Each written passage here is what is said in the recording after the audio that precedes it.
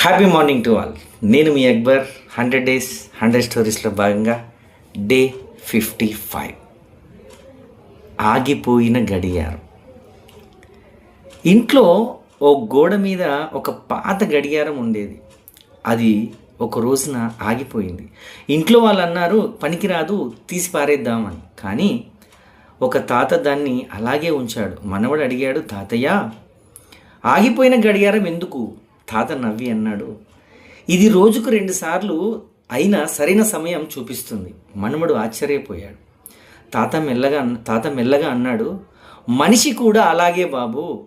జీవితంలో ఎన్నిసార్లు ఆగిపోయినా మళ్ళీ సరైన సమయం నడవడం మొదలు పెట్టొచ్చు అని. ఆగిపోవడం అంటే ఓడిపోయావని కాదు, మళ్ళీ మొదలుపెట్టే ధైర్యం ఉన్నంత వరకు నీ కథ ముగియలేదని తెలుసుకో.